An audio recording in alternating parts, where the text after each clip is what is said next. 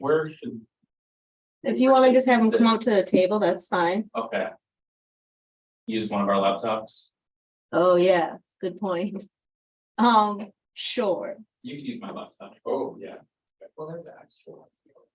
Maybe that one's not on Zoom yet, though. Okay. We are good to Yeah, go. Okay, I'll just come up with. Yeah, yeah. perfect. All right, good evening. I would like to call for this operations work group dated May 8th. 2023 to order. We do have one public speaker here with us tonight named Brian. Please come up and for the public venue. So Brian will use my laptop to give a comment.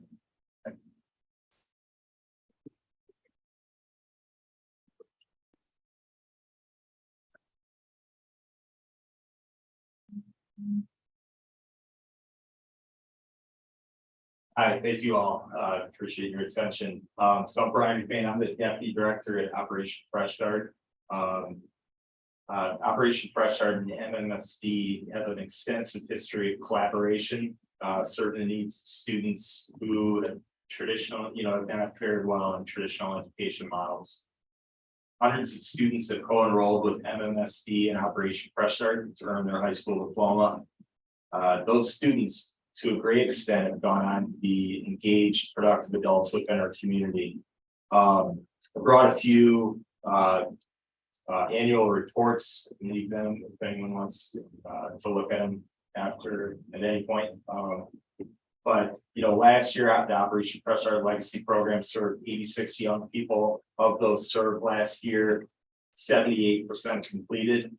100% of them were able to demonstrate at least 2 grade level increases on their TAPE tests and literacy and math. 89% were placed in a job within 30 days of graduating. All had access to a driver's license through our driver's education program. 21 had earned their permit and 16 obtained their driver's license. I did want to take a few minutes I have to talk about the shared teaching position, the 0.5 MMSD alt-ed teacher and the 0.5 OFS employee position. This position is not only emblematic of our strong partnership, but its functionality is important to the success of the students we serve together. MMSD administration has informed OFS that they're planning to eliminate their half of the position. And in addition to the damage that threatens to do our organization's collaborative model, there were some very practical impacts and concerns that would occur. The position is one of 3 certified teachers. The other 2 are funded through OFS that provide classroom instruction to the OFS young people. So this position is a teacher, 1/3 of our teachers. The reduction in this position reduces classroom teaching staff by 20% to the students most in need of individualized instruction. This position coordinates the special education plans and assures compliance for the 40% program participants that have an IEP. Without this, IEP students will not have teachers managing plans that are actually engaged in the student's education. The position allows MMSD to fund alternative education services at less than the state required 75% of costs. The 0.5 MMSD alt-ed teaching position is supervised by the Office of Youth Re-engagement. So by having a staff member on that team, any access that students need to social workers, counselors, administrators, or other school resources is easily facilitated. This MMSD provides direct oversight to ensure that their vision of a graduate is being embodied by the OFS program design. It facilitates alignment between the district's initiatives, for example, literacy and OFS practices. This position monitors and formally approves each student's completion of the MMSD approved portfolio curriculum for graduation.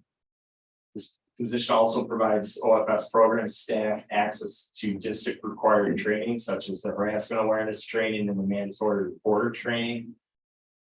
This position provides access to information in Infinite Campus, to the MMSD Gmail system, and shared documents to teachers, tools like Zello, which is highly pertinent, that are found in the ClassLink system. And lastly, it's a highlight that this position ensures that student data such as enrollment, completion of the mandatory civics test, and transcripts are accurately reflected within Infinite Campus.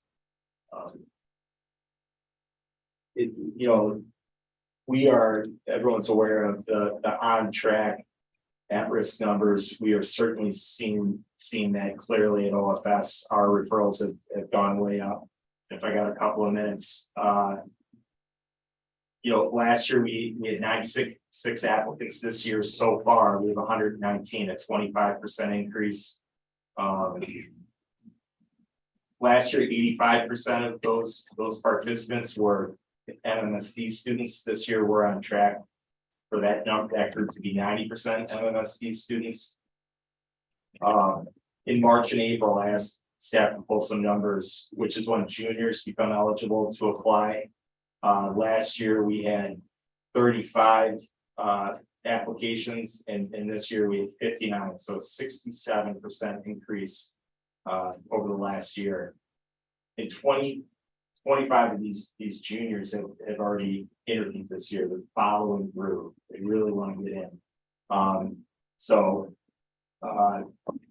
Closing, just like to ask this group, this is not the time to cut this important partnership. Thank you for your time and attention. Thank you.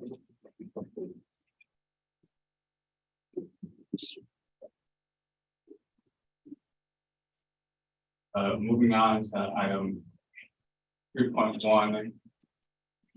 I move to approve the minutes from the operations work group dated April 10th, 2023. Second, Boardman Pearson. All those in favor? All right, motion carries 6-0. So to get us started tonight, we will be hearing a referendum and construction updates. The presentation will be this presentation will be given to us by Cedric, Bedlin, Jordan, and Peter. If y'all want to come up to the table, please feel free to get a second. Okay.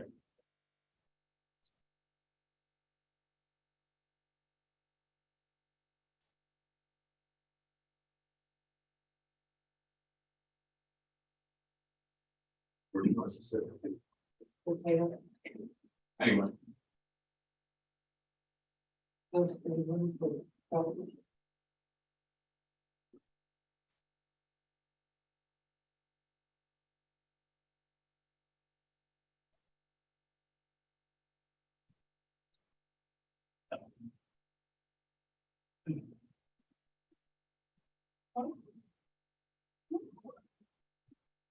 Yeah, let me move myself. Thank you. I mean, to log in or for you to see it there, right? Great.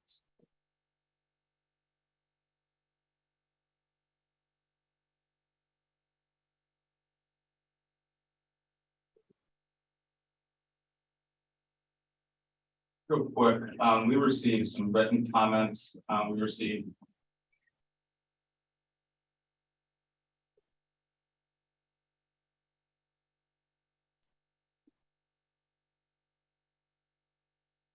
we received 10 comments in support of reinstating the Operation Fresh Start, the teacher position, and we received one comment pertaining to a budget realignment proposal to also reinstate the OFS position. And with that, we are set. All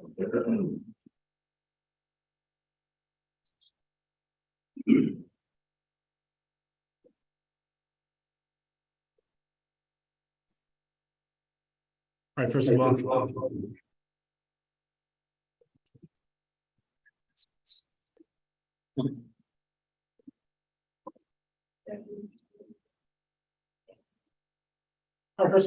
thank you, Committee Chair, Castro, to the board members.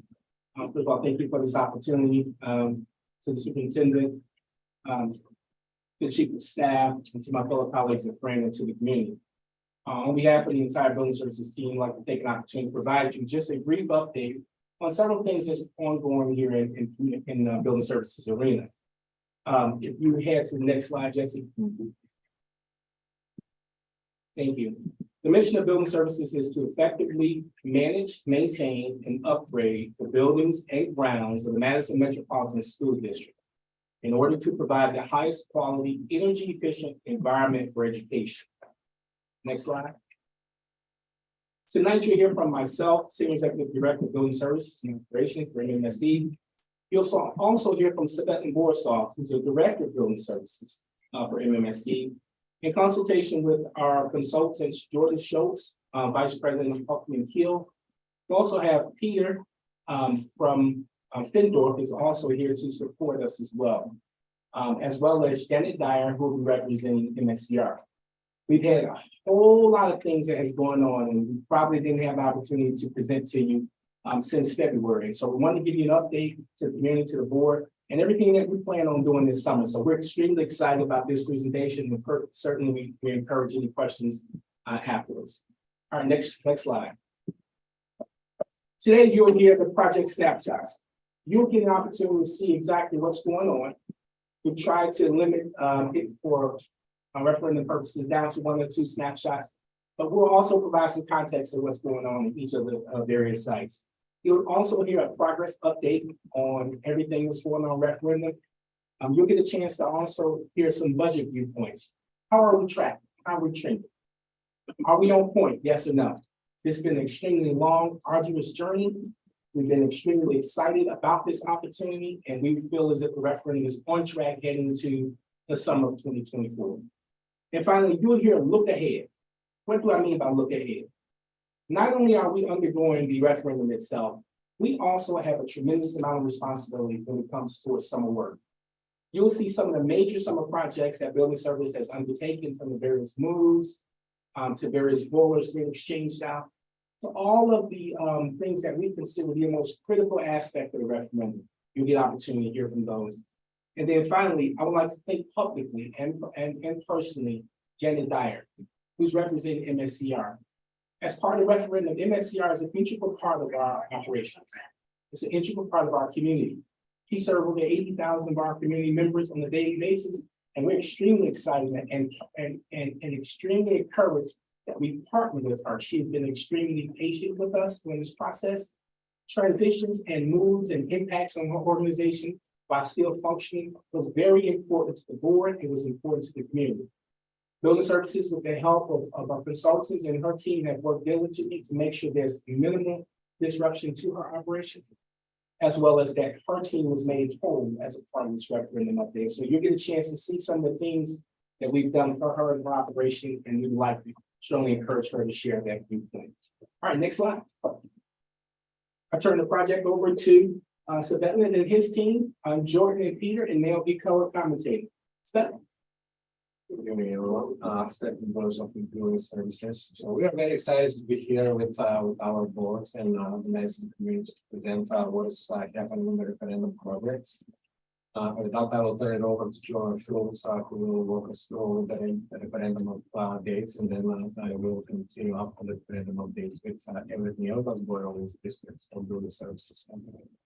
So good. Do I need to unmute my phone? Yeah, they can do something. Okay. All right, so good. So real quick, again, under construction are 6 schools. West is pictured here with the pool and gym addition, getting ready for the next phase of interior finishes. At Madison East, we got a photo of newly renovated science classrooms. It's fantastic. They've opened up some of these spaces now as we get close to finishing up this spring phase and heading into summer. Photo of South Side. Again, this is one of the early ones. This will be finished this summer. I can move my camera here. But this is the interior shot, and they're again hitting finishes, and in the next month to 2 months, it'll look pretty transformed in terms of getting toward completion, so that they hit end of July being ready for the new school year in August. In the lower corner is La Follette, athletic addition, again, finishes being installed there as we finish the spring phase. And then at Memorial, gotta move my camera again, video. You can see again, the art and tech phases being completed with some of the ductwork going through that wide open space. And then finally at Capitol, again, this is a phase that will be done this summer, not in 24. And this is some of the addition, some of the masonry work on the exterior. We can look at the next slide. So in terms of overall project status, we are now 60% complete with the referendum and is progressing on schedule. So as previously noted, in August this year, will be Southside and Capitol wrapping up. And then in August of 24, La Follette East, Memorial West. On track for the budget, we'll share a little bit more on the next slide. But that's been trending the same basically since this time last year, May 2022.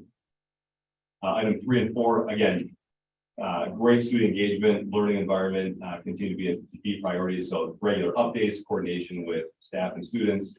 And then again, Lindorff has done a great job incorporating some of the actual students in the construction work itself, which is huge. Peter and I were talking just prior to this about Operation Fresh Start and see, hey, how could we get some additional collaboration there? It's a great idea.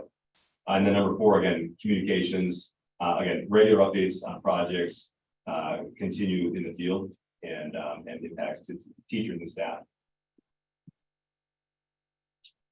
So in terms of budget summary, again, without filling the whole slide with a bunch of numbers that would just get us into the weeds, I just want to hit a few really high levels. So February, we're here. And at that time, we're 45% complete. We reviewed a draft version of the path to the finish line, i.e. we could foresee being additional change orders and necessary work to address field conditions and things that are found in these old schools. And we said, okay, looking to the future of 2024, what do we think it's going to cost us to get there? And how do we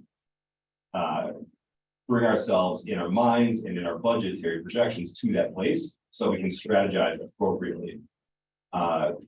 We had a whole path line to the finish, a whole path to the finish line. We are tracking along that pathway now. So if you see under the second bullet point, May 2023, we are now 60% complete, and we are still on track from that projection shared last February, which is again a reflection of the projection shared last May. In terms of solving what we'll call those projections, again, we've not yet hit the summer phase, right? But we anticipate already certain costs coming at that time. And by projecting that forward, we're saying, hey, how do we address that? And so that was the strategy that we talked about ESSER, we talked about value engineering efforts, we talked about some of the cost reduction efforts that we need to do to be preemptive in addressing those. And so far, we've solved 65% of those, probably more than that, quite honestly. And we're on track for the rest of it. So that by the end of the project, we will come in right on the dollar that we are currently projecting because we have extra funds allocated to address those overages. So those cost strategies, last bullet here, rigorous and comprehensive cost review. That's a big one. This is a weekly battle at a change order meeting this morning. Again, as we work with EUA, as we work with Lindorff and the other partners, this is just a day-to-day, week-to-week grind. It comes down to, do you save a door, do you replace a door? I mean, it's very much in the nitty-gritty. Secondly, finding opportunities for reducing costs and minimizing project changes. So again, are there bits of scope that we can discuss with the principals or with the staff that are no longer required or no longer needed? We're getting a little bit more efficiency on particular reuse in the field. And then lastly, project team agreeing to meet these goals, right? We can't do it ourselves. Building services can't do it themselves. Vendor can't. All together collectively, we continue to rally around these points that we addressed back in December. And then how we're going to meet these, basically come in right where we need to 18 months from now, or at that point, 18 months. We can go to the next slide. Again, Cedric talked about looking ahead. So we'll continue to bring monthly-ish referendum updates to the OWG as the time is allocated for us. Number 2, phasing updates. So this summer, again, huge summer slam, and this will be really the last big push. By the time we hit September, I don't have it in front of me, but 80% of the project will be done. Or more, quite frankly, probably 85% of the project is done at that point. And then B, again, planning for academic year, as I just talked about, 2023, 24. And then number 3, one of the things that we're starting to turn our attention to collectively is developing lessons learned. How do we address other schools in the future? Elementary schools, middle schools, and how do we be wise about reuse of existing facilities? How do we address sustainability? And then how do we look at buildings that are probably beyond their useful life? So there's more to come on that, I think, but definitely a lot of lessons learned through this project. And Jordan, if you would pause right there for 1 second, we're probably one half way through, but I do want to underscore one key point. Board members, Board President Nicholas, if there's any questions, of course, we can continue. Please feel free to ask, or we can address them at the conclusion, but one thing I want to make sure that I was one of you cognizant about is, thank the community. And I think I want to thank the students. Disruption sometimes as part of construction is critical. Life safety systems, fire alarms going on, testing, air quality, all those things still be looked upon as disruption to learning. But our principals and our on-site team have been really, really patient. Security, making sure our students are safe during construction zones. These are all very challenging opportunities, but it's necessary evils for us to plow through to get to the finish line. I want to, at least Board President, just thank Dr. Jenkins for his diligent effort in supporting us as we has alerted him to these are some of our serious concerns. But we have a mission and we're trying to get there as quickly as possible. And I did want to tell the superintendent as well as the taxpayers, our community, I want to thank them for their patience during this process as well. We know that there's road interruptions, traffic delays, etc. All these are necessary evils to get to the finish line when this infrastructure. So I want to pause there for a second, just and take it, thank the entire team and for Ross and his support as well as Devin and the rest of the team that supports. So all right, we'll continue on this one. Any questions at this juncture? Same one said. All right, let's continue to look ahead. So that All right, so there is some excitement around the referendum besides all of the numbers that Jonah was sharing with us and where we are seeing with the referendum as far as percentage from completion. One of the excitements that are literally happening right now, all of the high schools and Badger Rock are working on time capsules. Badger Rock in the south side, this is the location of Badger Rock School. So in these time capsules, we will be actually capturing the moment and installing these on each site, and this will be a document for the future generations to come. So each site is currently looking into what they would like to incorporate in this time capsule. It's utilized literally happening these weeks. At West High School, we already have the full addition enclosed, and actually we did a couple of tours last week with some of the local media that expressed interest in visiting the referendum site. So we were able to show them that the doing addition is at least enclosed, and we are working hard into opening this summer. I think our community is expecting to see the West High School with a lot of excitement because the high school is getting close to a lot of things not available for community use. And this is something that is very much looked forward to from the community. East High School, we have the music competition is enclosed now. And construction continues in the interior renovations of the building. For South Side or the Badger Rock side, we expect a skylight. This was a very interesting event actually, because the skylight will come in many pieces and include the assemblies on the ground. We will require a few days of clear weather so that we can actually install it on top of the building. But we are envisioning that this will take 3 days from the delivery to the assembly and enormous training. And this is something that we are really looking forward to because it creates so much excitement around the ambience that the skylight will create on the canvas of so it's something that we certainly would like to emphasize point of excitement for that project. And again, the South Side area school will be open fall, so we are looking forward to seeing it as well. Another point of interest for South Side and Addison Many schools is we will be bringing in an angle item on the way out. Where students will be able to write a message for the future generations. And that beam actually will be installed into the canvas area right underneath the skylight, so it will be visible from the floor side. So that's something very exciting. So we happening in the upcoming couple of weeks. And I will turn it over to Peter right now to talk a little bit more about the assignment and forest with the large news being by Ken. Yeah, when we go to install large units that need to be lifted by crane, sometimes it's so far into the building, there's not a crane large enough or economical enough to get to the 7 buildings, so they use helicopters. Yeah, they did this over at the Walmart on the south side of Madison, and we've done this in a couple other projects in the east side of Madison. So we use a helicopter to lift this unit and hover it over the building and drop it right into place where it needs to go and hook it up. Helicopter take off. So it's gonna be a really exciting thing that doesn't happen on every project. And so Findorf and our subcontractors are super excited about being part of that lift. Peter, do you mind sharing anything about the time-lapse cameras for historical purposes? Sure. What you doing?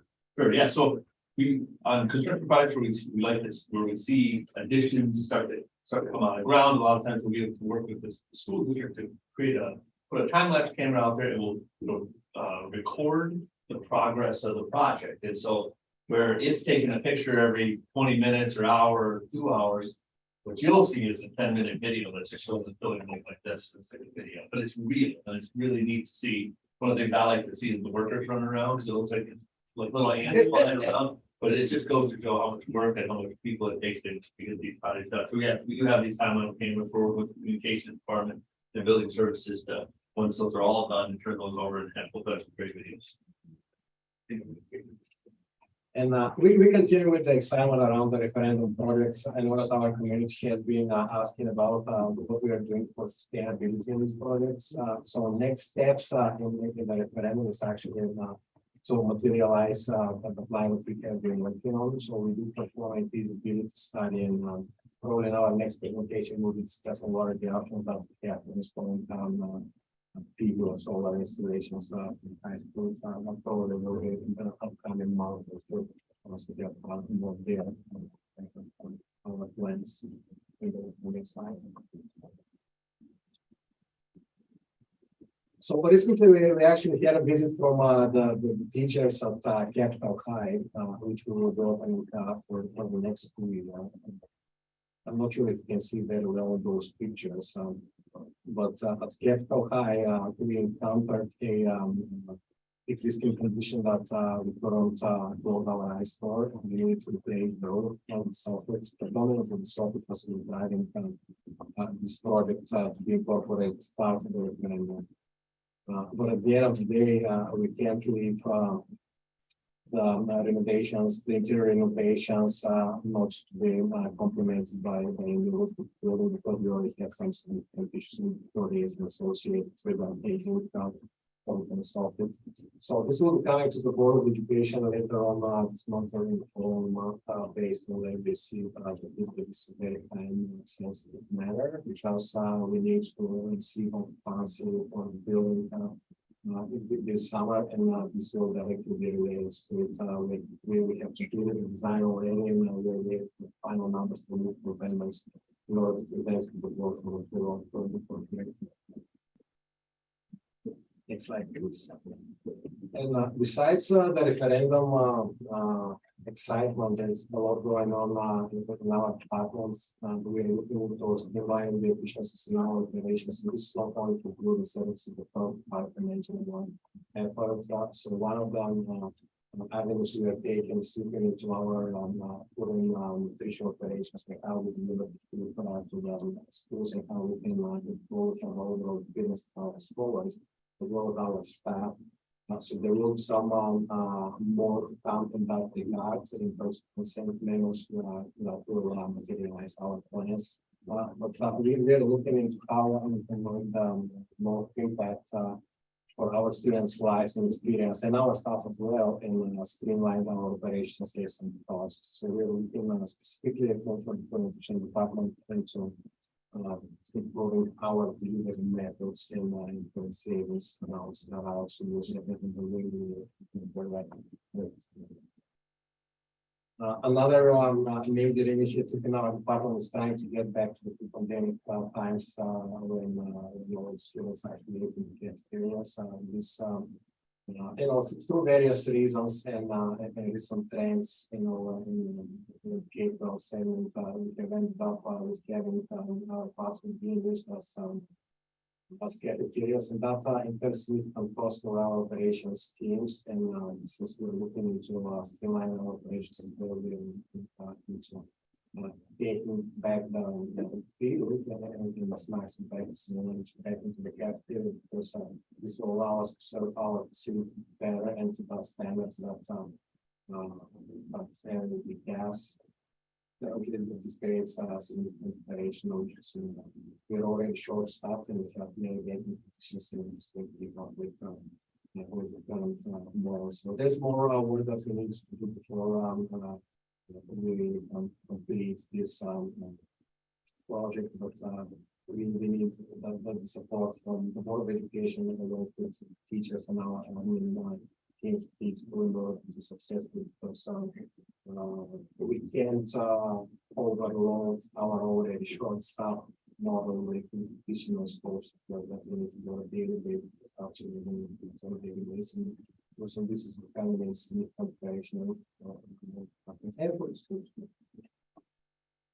besides that, we will be bringing in a roofing study for a Board of Education. This will be happening later this month. We are looking into assessing all of our roofing portfolio, and we have done preliminary legwork, but we are expecting that this study will set up the priorities and provide us a monetary framework that that's actually possible support and replace our aging infrastructure. I think that one of the latest proposals we have received from PRM facility now version that's coming in this week.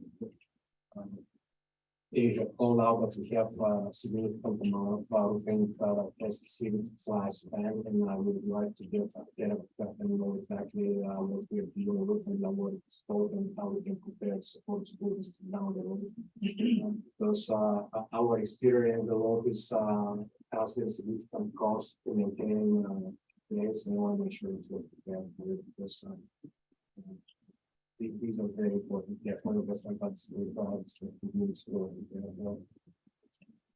another avenue we are exploring in our operations is our optimization. In the last couple of years, we have brought up that the Board of Education for the utilization of Samsara. We are looking into expanding on top of it. Because we can see that we can create some route efficiencies and utilize our fleet more efficiently to the benefit of our students, taking some cost savings around how which route we take to do different schools, and also we can improve the safety program and reduce risk in our operations. So there will be more to come on that route, but we are exploring how can we make the most out of the system that we already have, and where we need to make investments that we have a higher return on operations and safety and cost saving. Another point of pride in our operations is that this summer we will be finalizing our remaining classrooms in about 40 colleges like town. Department has been in the last couple of years, and we are very happy that we are kind of coming in here and started that we really sometimes take on a few more projects. But this has been a really fruitful collaboration and this has been an excellent experience for us. It certainly has been a learning experience for our team as well as quantified. I like to thank everybody who's involved with this project. It's a huge undertaking on top of that if anyone to support operations in the industry. Finally, we will be bringing in the Board of Education for later on this month. Some parking lots work that is part of our plan for placing our parking lots. We will actually be bringing 4 parking lots I guess we will have that discussion maybe at the end of the regular board of education meeting when we will be seeking the photos for these partners so that we can make plans for the coming summers. We're bringing four projects, but we're trying to be in summer and do for summer. For operational standpoint, we need to line up the work now so that we can secure the spots and we can list the policy. All right, so this summer continues to be very busy for us. One of the main points that one of the main projects that we are working on is to move from West School into Alice, and we will be partnering with the West School and over to the those two districts as our lease expires. Our team has put an enormous amount of effort to try not to extend that lease any longer, so we will be bringing all the material supplies and products of West into June Alice in order to save your dense houses and towers for the students to go have to extend our lease. Besides this large movement, we are trying to prepare our school for the rest of the children who are looking forward to move into their school next summer. We will be preparing kitchen for pilots scratch cooking. This is still in the works. This is very heavily dependent on meeting and all of that may encounter into materializing this, but we are very stable that we will do it this summer. And from a timeline perspective, those projects you can already build in the summertime. And we are a little bit behind on the schedule with the meeting, but we will do our best to accommodate this for this year. Besides that, tonight we are updating most of the casework. This is something that we are doing in-house, so our faculty shop, which is finally fully staffed, which hasn't been for the last couple of years, but we are heavily working on preparing for the casework in-house and install things when they will be painting the majority of those finishes.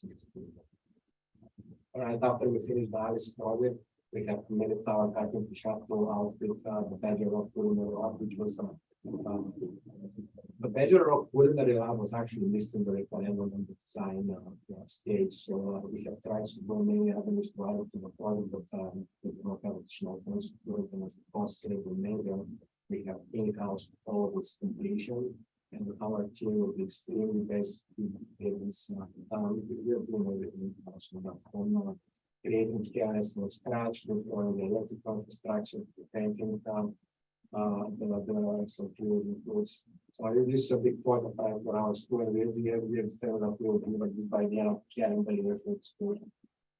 Our complete repairs continue district-wide. We had a vendor change, so we will be working with less resources. We could secure another contracting vendor, but they could only take on so little of the job. But we are not really going to do the thresholds about the price of the local education. We will continue with South Central from our plan that we created last year. And likely this project will continue to be happening after we working school. In Newville, we're doing a boiler displacement that starts in June. This is done by the internal team of steam heaters. There is a lot of excitement around this project, and meanwhile, we are losing two of our seasoned steam heaters in last grade. So we will probably be having discussions of how we can support the school district in the short term, and eventually we require more steam heaters in our shop. And finally, we are very excited to be doing some work of scratch cooking from the teaching department, and we will be so very proud to be able to do that. I think there will be more to come in that field for the nutrition staff. This is a team effort for all the departments that work with our own and nutrition but on the field very excited that we are looking into that, and we are hoping that this will be a successful pilot, and they will be a successful. Now I'm going to turn it over to Janet with the MSCI project. Thank you. So thank you for allowing me to be here and share a little information and about the two projects that MSCR has had as a result of a number of things. The referendum, one, with Capitol High moving into Hoyt, where MSCR had their primary operations. And then also the need for us to close a small center we have on the west side, NSCR Odana, because of inadequate parking and just small programming spaces. And so, as Cedric said, in an effort to make NSCR whole with moving Hoyt and closing Odana, and also discontinuing some rentals that we do for programming throughout the city. We're opening 2 sites.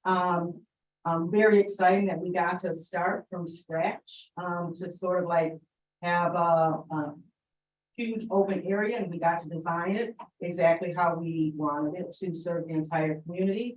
Want to thank Cedric, Svetwin and his team. I think Svetwin's first day on the job, he was at this location, NSCR West, before it was even approved. I think the day before he started, actually, and so building services have worked very closely with us to make sure that the buildings that we're moving into will meet our needs. I also want to thank Ross, of course, and Mark Anderson, who is the MSCR financial supervisor, for just helping me and us to monitor the expenses and making sure that we're staying on track with those. And of course, MSCR staff, I have to thank them. Our programmers have been very involved in telling us what they needed in each of these rooms where we're doing programming. And so we try to take all of that into consideration. And I especially want to thank from the MSCR leadership team, Mary Roth and Diana Miller, who have been sort of like leading these projects and monitoring these projects for our department. They didn't know this when they took these recreation jobs, that they were going to be involved in managing construction projects, but you know, other duties as assigned. So they've worked closely with Cedric's team and with the contractors to make sure that things are staying on track. They're attending the weekly construction meetings, and so if there are changes that need to take place, they're getting that information and providing input. So a lot of people played a key role into all of these facilities, and things are really starting to happen now. And so I'm happy to share with you a little information about our 2 new facilities. So MSCR West is going to be located near in the strip mall behind West Town Mall. And this is a huge 30,000 square foot space in which we were going to have multiple programming spaces, 2 large studios, a smaller studio, a gym, which is our gym. It's not like a full gym, but it will accommodate half-court basketball, a full volleyball court, and 2 pickleball courts. And I think most people know how popular pickleball is. Our pickleball programs are filled within 5 minutes of opening registration. And so we're really excited about adding that option at MSCR West. And so that's the gym is on the bottom right-hand side of the slide. And then next to the gym on the left is one of our large studios, which are 2,500 square feet, which will accommodate more participants in all of those classes that we have in those fitness classes, dance classes, so that we can serve more people, get people off of our waiting list, and serve more people in the community. So we're very excited about those 2 large studios. And then we have a smaller studio also to provide programming in. The picture, the next to that on the left is an art room, and it's not completed yet, but it's again a larger space where we can serve more people with the same amount of staff. And one of the things that we really heard from our programmers is that storage space is so critical. And so in the art rooms, we have 2 full walls of cabinets and storage space that they're really beautiful, actually. And so we're really excited about that. But those, in addition to the art room, we also have as you all know, pottery is very popular with MSCR and has been at Hoyt. And so we have a pottery studio also at MSCR West that is much larger than the pottery studio, again, to serve more folks, get people off the waiting list, do more special events like our pottery sales, and so forth that help support those programs. And so we're really excited about that. So you can like get an idea of how much more pottery we expect to do there. At Hoyt, we have one kiln, which is the equipment used to fire the pottery. We're gonna have 3 of them at MSCR West. So we're gonna be doing a lot of pottery there, serving more people in the community. Where there's a beautiful meeting room there, another multi-purpose room where we can do some of our enrichment classes like sewing and cards and things like that.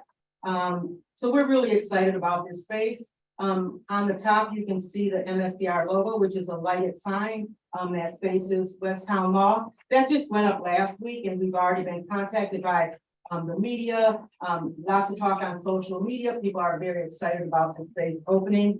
We'll also have a beautiful lighted sign on the Beltline side of the building. So just really bringing a lot of attention to MSCR and the district in this new space. So that's MSCR West opening June 12th.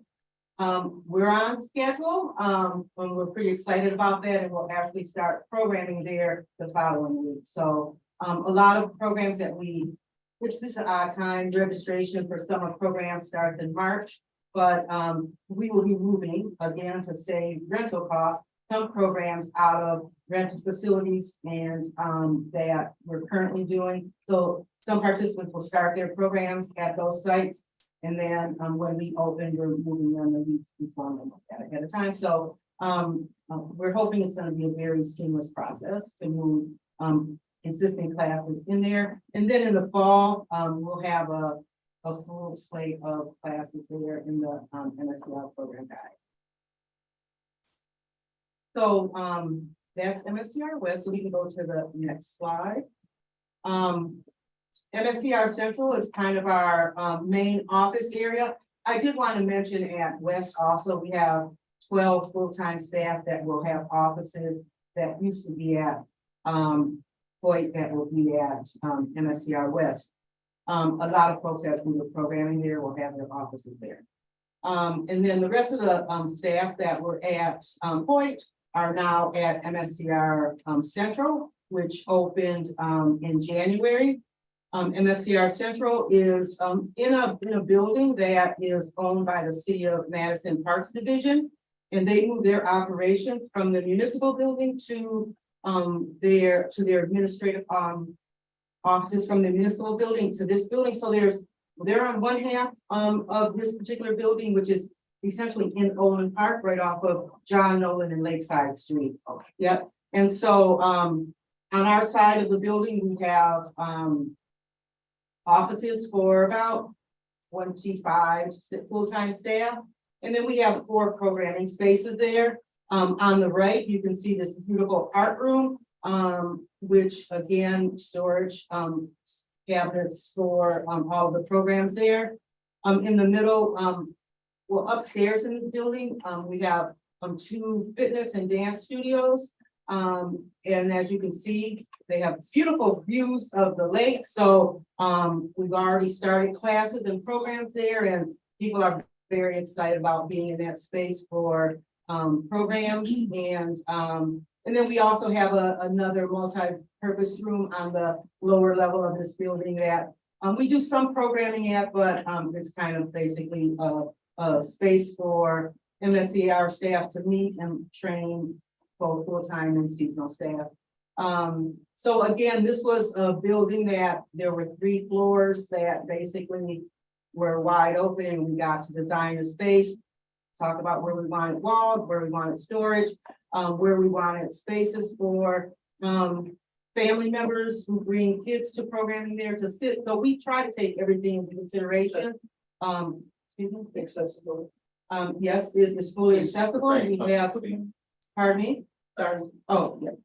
So yeah, so that's MSCR Central. We've been in there since January. And everyone that works there, including myself, and folks that have already taken classes there are very excited about this space. There's some things, you know, it's an old building that we'll have to continue to monitor and work on, but we're really excited about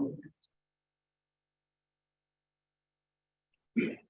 Right, so we have the entire building services team, we have Puckman as well as indoor, and on behalf of Janet and the MSCR team on, thank you for this opportunity to present.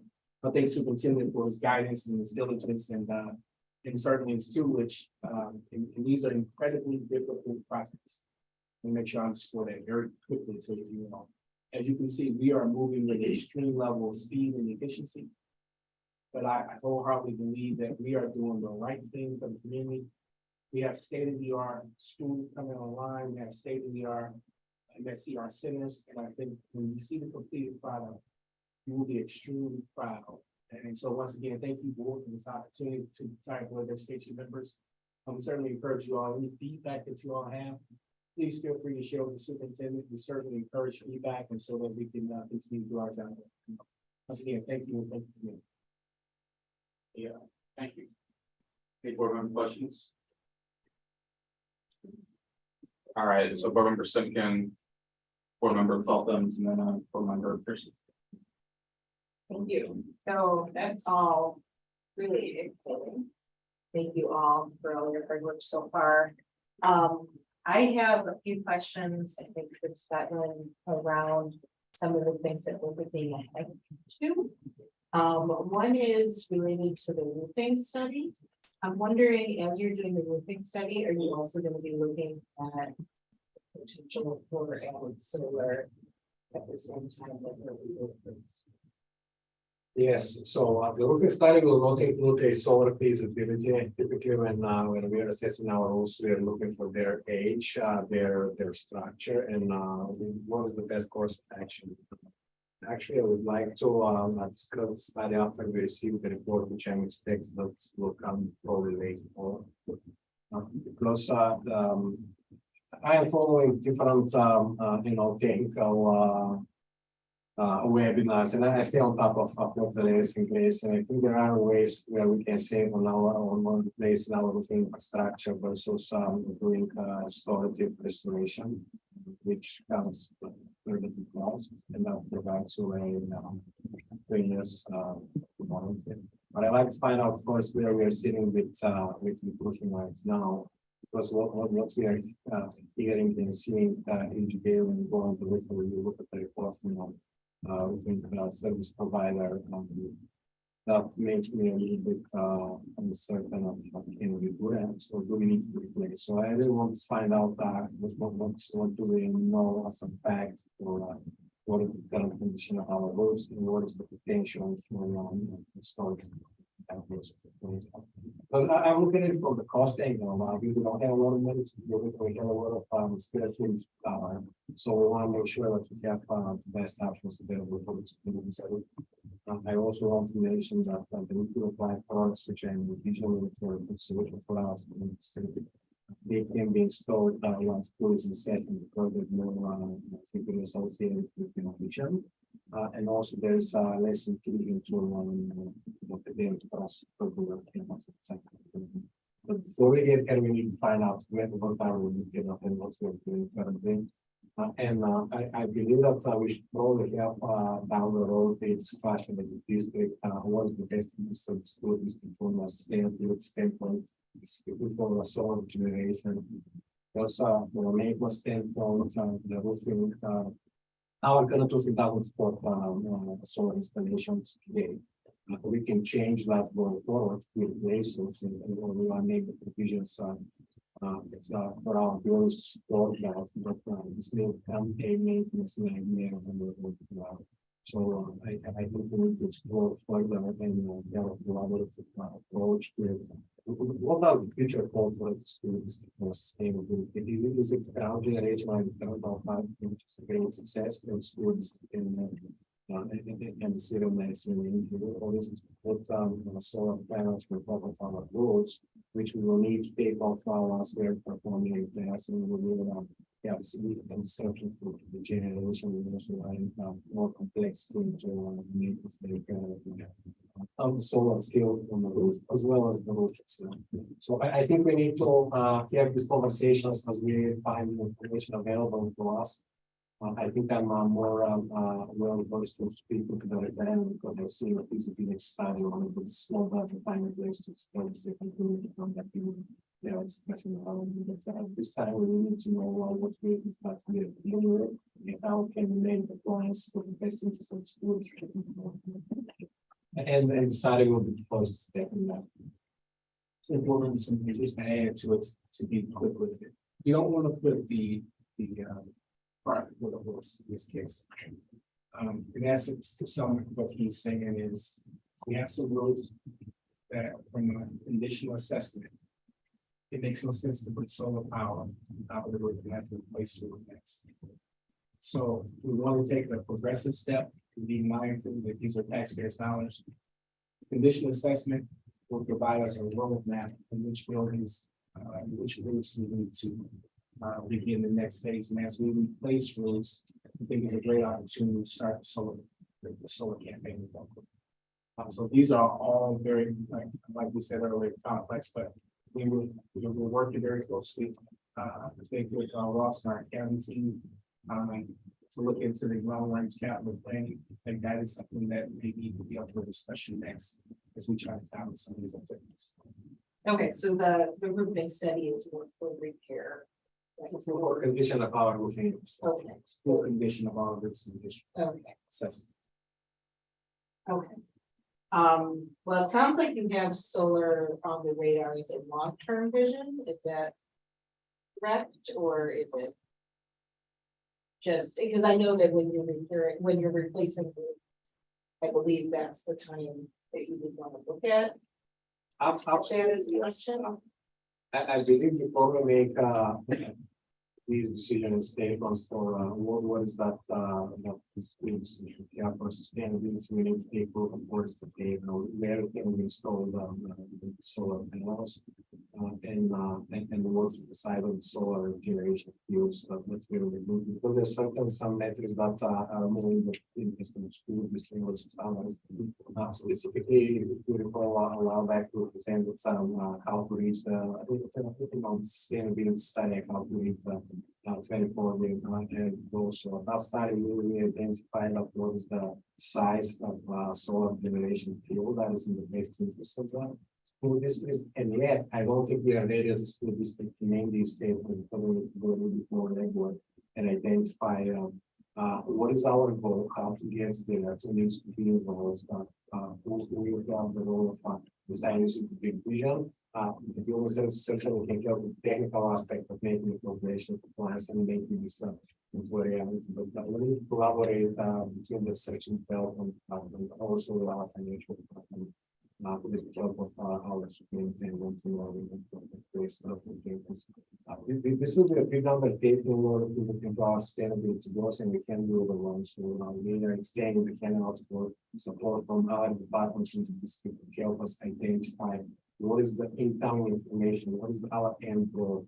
Do we launch a million the same million by 24 or 25 or 26, or what is the magic number? But we will be able to actually make all these plans. Very important. And also we can provide some expertise around where we can install these panels, where this is versus a large cogeneration field with other public institutions. I don't think we have the answers today, but we are looking forward to the legwork for that we can implement some. Thank you. My next questions are related to food. So I saw that you're looking at introducing scratch cooking projects at I think it was 5 schools. Is school this summer, which we are hoping that we will be able to go at. In order to be able to provide that we cannot provide guys, because there's no like foundation of the big one. We are also hoping to introduce that in a new Alice, but this is depending on the way we can see the goals for city of medicine and also to get the plan for that will require donations for how we operate in these kitchens. We will be switching from a kitchen that is just warming up floors, scratch cooking, so that requires different equipment, requires greasing receptors, ventilation, and plumbing support. So we are looking at this right now. We are determined to do it this summer, but Of course, we are so tight on the timeline, we should have done these approvals, you know, and yet we are still trying to do the magic and make it happen this summer, so that's in the fall, we can open these three pilot programs. So I very much appreciate that, and I appreciate that we're bringing Scratch Cooking to our schools, and what I would love to see is what's the long-term plan for bringing it to all of our schools. Our goal is to have, and we can have our nutrition department present this sample. Our goal is to have success in these big pilots and replicate the success. It will not happen overnight, it will require some amount of effort. But we will service the amount of pay for the work, we will get to take on more in order for our course in this assessment. Let me chime in for a second. I know Josh may be on the line as well. Certainly don't want to derail the conversation, but I think it's important areas. As we transition away from some of the COVID restrictions, we're starting to see that kids have been in their classroom eating for the last 2 years. The cafeteria should be looked upon as an extension of the classroom. The belief of kids coming out of one social space, going to another, interacting with their friends, having variety and options, valuable food, flavorful food, cooked from scratch, being ready and prepared to serve. We think that is the optimal view of enhancing and increasing our meals here in the district. There are some schools who already have sufficient enough equipment that we can move relatively quickly. There are other schools where we have kitchens as small as a closet in some spaces. The square footage is just simply not doable. And so our goal with those services to replicate. We also have to provide training for our staff in regards to waste measurements, scaling. Those are some objectives that Josh and the team I know is working on very hard. I think we have a good dedicated plan on the areas that we want to try first. I want to really try to target our type of schools. I believe that diet and nutrition certainly supports education. And there's numerous data points out there that supports proper nutrition, proper diet, supports higher education scores and standards. And so we certainly are in there. I know Josh is also online. Any questions you may want to direct us, we certainly will present this in the food nutrition upcoming meeting, I think within the next couple of months. But we will certainly work with the Chair Castro to provide them the update on that. I see Josh does. Josh, any quick comment, right, class? I'm sorry to pull you out the real quick, but any quick comment, any higher level overview, thought process? Josh is our food and nutrition director. Yeah, thanks, Cedric. I think the only thing you've covered the bases, what we want to do as far as scope of services and making sure that students are fully served with multiple meal options, and especially multiple fresh fruit and vegetable options, getting students back into the cafeteria where we're able to offer all of those things. We understand that there were some circumstances of necessity during COVID that drove meal service into the classrooms. And now we definitely feel those student expectations raising again and wanting to welcome them back to the full range of meals we have to offer. That's very important for us next year. We've made some important steps at the close of this year. And then also you mentioned, Cedric, the scratch cooking pilots. That is going to, as you said, require an important training investment in our staff, which will have the benefit for our students of increasing the quality of the meals. I also think one important thing to mention is the morale impact I expect it to have on our staff. I sense that our staff are very proud of the work they've done so far and looking forward to future work. They simply need us to invest in the time in them so they can make that scratch cooked food our community wants so much. So thanks for mentioning that. All right, thank you, Josh. And we certainly encourage the board members to get out to some of the schools. We rolled out something new at the high school. Certainly go get a chance to see that. And the salad bars that we're rolling out, Lincoln was a huge hit. You get a chance to stop by Lincoln and just verify it for yourself. Kids in the cafeteria, they're eating abundance of options, 4 or 5 vegetable options on top of their hot meal. Hit social media. These are huge wins for us. And we're extremely proud. Again, I want to thank Josh for his team. He's also working with the university and some of their scientists to help us with data points, help us with data collection, as well as helping us with the study and research that's needed, particularly from a financial side, to hit some of these things. Now, in our food fund, we do have a food fund balance that we're fully funded. So this is all being funded by the food nutrition department. And trying to slowly migrate and get the proper food that we need as we move through the next couple of years. So yeah, thank you for the question. My next question. Thank you for the answers. Thank you, board member Bolton. Thanks. Cool, thank you. That was really cool to hear the whole scope. I had a question about strategy too. Does that include like dishes, like washing dishes? I love that so much. All the plastic waste is so demoralizing. The other question I have, and maybe this is lessons learned in the future, but I know that the process of packing and moving inside the buildings, like, I mean, I did it, so stressful, and like not, you know, like kind of like in the handbook, you're not actually able to ask people to do it, but there's actually nobody else to do it, because all the student crews are also super steps. And like the timeline of that never quite matched up, at least in my experience. Like it was like, okay, well, we're gonna start construction on this day, like the day that school is finished.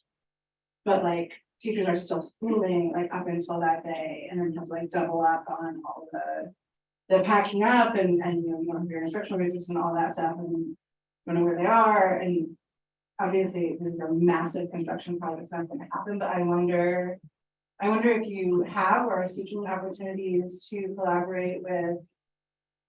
I don't even know which other department would be like the ones who would have their heads around. Here's the PD days, here's what people are being already asked to do on those PD days. You know, because what ends up happening is like, okay, you have this full PD plan, right? With like data fund. You're just not even. I know what you're talking about. Okay, so I'm just wondering if there's any ideas about how to improve that in the future? Yeah, well, certainly we probably have some, they're always gonna be good and bad in the community. I can tell you that we have worked on a dedicated plan. That plan was driven directly through the on-site teams. I think Peter and his team, Jordan, and his representative at those meetings at the school level. What we're looking for is support, strategic support from our principals and our teachers. We know that teachers have to teach. We're not attempting to disrupt that. We put a foolproof system in place. We brought labels out for everything that needed to go that are colorful in the label. What we're asking for is everybody's full input. If it needed to be moved, needed to be stored, needed to be labeled, then the system has to work. It cannot be the last day of school, you walk out. We had some very, I consider positive feedback from certain teachers and administrations. And we had others who they were not as enthusiastic for that. I would certainly encourage a team support in this scenario, working directly with the principals and the committee that are established at each school. We're prepared. This time we have entire design teams.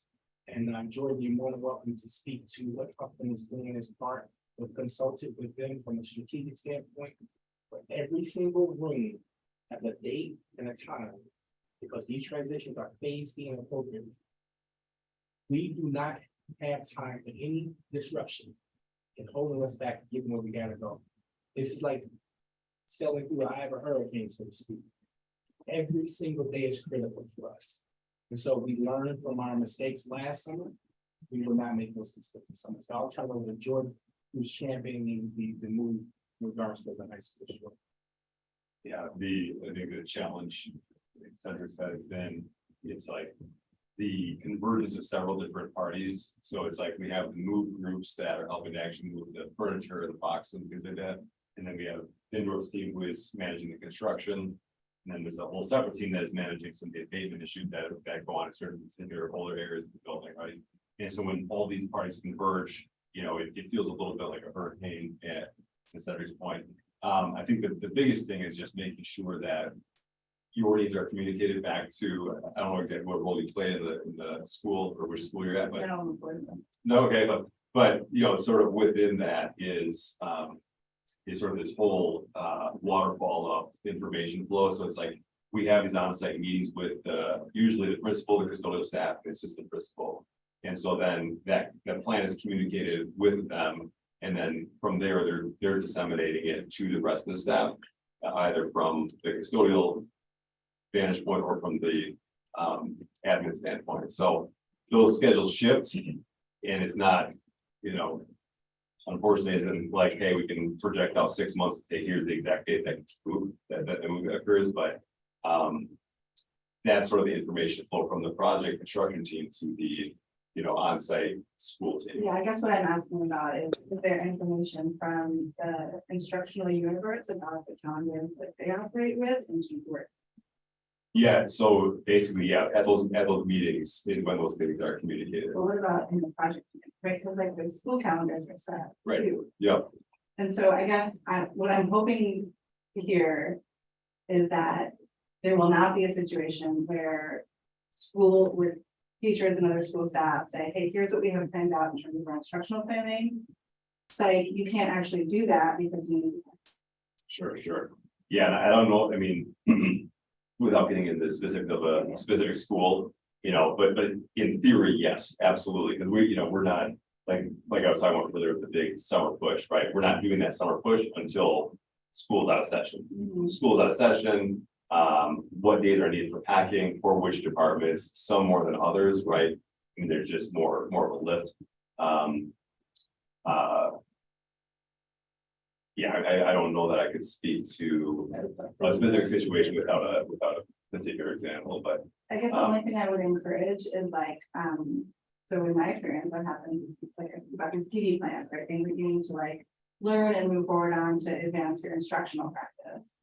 And then because we're doing this amazing, huge, incredible project that you're all spearheading so wonderfully, like that has to shift, but then that doesn't always get back to the people who are leading the PD. And if oh wait, you still need to finish X, Y, and Z training, you seem to make your benchmarks on X, Y, and Z thing. And so it's like a real, it puts teachers in a position where they can't do both things. Yep. Like they have to do both things Yep. and end up, you know, working from midnight. Sure. So I would encourage you to see, who's holding the planning on that, who's holding the district-wide PD planning for instructional staff. And, right, if we're sailing through the eye of a hurricane on this like super exciting and new project. Then is that the part that gives, if this one can't, and how can you communicate that with staff so that they're not feeling like. I have two different hurricanes, but yeah, no, I think it's a very good point. I mean, that's just the crux there, right? Is that you can't be two places at one time, doing two things at one time. Again, like Cedric said, I think last summer, I'll just say it wasn't the same parties that were involved in sort of that pre-planning. So the hope and prayer is that this will go a little bit smoother. cool. But I will tell. Yeah, but I appreciate the comment. It's helpful. I like to add that this referendum that we are 60% complete, and it's a great learning curve for us as a school district. This is the largest active referendum in Wisconsin. It's a big undertaking. There's a lot of willingness, and moving is one of them. To be honest, moving is probably one of the most difficult aspects of the job to manage. There's some just underfunded, we work very well over there, but we only get 20,000 to do a 4 million job. Also, we have learned that we have miscommunication from what you were describing that exactly what we're talking about. As a learn of the lesson learned, this is that we sort of the main job that we're saying, and also that we don't have these gaps. And we do realize that in moving just one aspect of it, we are learning from every door that we open. Even if the project runs well, we are trying to what are we learning and what can we tell our other team members to transfer the knowledge to the whole organization, so that we don't replicate errors in replicating successes. We can even make it. So it is a learning curve for us as well as it is for the teaching body of the organization and the administration. And I think we all will work out and explore it more and more and being able to sort of bring it along together. We will certainly make sure that, at the unit level or school level, the cascading of that communication is synchronized. We work more closely with the on-site union reps at that location. I want building services to stay focused on moving. The rest of the communication piece from teachers and education. To be streamlined for teachers and education. How it's cascaded per teacher. How it worked with our construction and with our project managers to make sure that every single school has the expectation of timeline on what needs to be done within the school. So I think that's a communication thing that we'll work closely.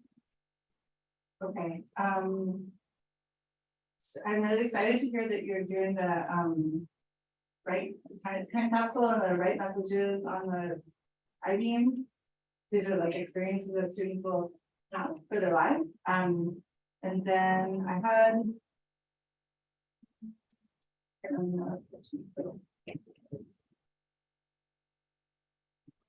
Board member Pearson, board member Vandermill, and then board member Nichols. Yeah, my question is just about the scratch kitchens, and the pilot program itself, how did we decide to come up with Alice and what's Van Heisen and Lincoln? It's very concentrated. Yes, certainly, Josh, you're going to come back offline for a second here, but I'll speak to one of the ideas of Alice. Alice has some equipment that is say dated, that failed to meet city codes and so as we go in, as a part of that renovation, the team is working very close to ensure that they have proper generator freezers as well as high flow lines. So since we were renovating that, I know that that's going on. Josh, if you want to come online and share your thoughts on it, and also some schools have equipment does not take no knowledge, that's they're ready to go. The skill set of the teachers, the skill set of the staff there is such that they have culinary backgrounds. They know how to scale recipes. They know how to build from scratch. It's all about now giving them the tools and resources to do the job. So there are multiple factors, but Josh, you're more than welcome to weigh in. Yeah, I just wanted to comment, one of the biggest factors in choosing those schools also is tied to school leadership. In the case of Alice, which will become that campus will become Nuestro Mundo in the following school year. We had a prior model of the only real pilot model that I learned about in my first year on the job at Nuestro Mundo, where we did tray service and we did a little bit more sophisticated cooking. Josh Forehand came across and said he would really like to reinstate that. Honestly, I think he would have liked to have reinstated this year. We did not have the staffing to meet that request, but his leadership and his interest in reinstating that program, he was excited about making the cooking more sophisticated while getting back on track with what he had done previously. Same thing with Principal Abby Watson at Lincoln. Again, just came forward as a very strong leader saying, I'd like to do this and want to support in every way that I can. She has already done that with the staff at Lincoln for the salad bar, which is a key component in getting that launched this year instead of next. And as Cedric said too, with a number of the combined schools, those kitchens are already equipped for scratch cooking. We wanted a learning curve that was going to be ambitious but reasonable for us. And all three of the leaders in those schools said we'd like to be part of this. We felt like this was the appropriate scope to begin with. I hope I'm answering your question, but please let me know if not. But yeah, I mean, I guess it does somewhat answer my question. So Alice, we're envisioning is going to stay in that school and Nuestro Mundo comes in there. So it's not Alice as Alice moving to Southside. Oh, outside of the kitchen. This is Alice schools. So if we have like schools that have the capacity to do it, I guess. Why? Kind of things. I think the size of scale the capacity are very limited because it's more specialized. Specifically for Alice, Alice, we will be more in the kitchen as part of the renovation case, which now is the best time, so that we spend on the renovations twice and moving what will be installed. I mean, I think we've had this conversation a lot, in different capacities in, construction and such and whatnot. About how certain sides of town have more opportunities or have different opportunities. Than other sides of town, schools and children. So as I'm looking at the list, it's a very heavy west side schools outside of Alice. And so I would hope that we look at trying to make it a little more equitable in where we're also concentrated, especially since the focus will be to get all the schools. Having scratch kitchens. So I would just look at how we can include some of the other schools in this program, so that it's more equitable, but I think it's a good, I'm glad that we're moving into this. I know that there has been a lot of push.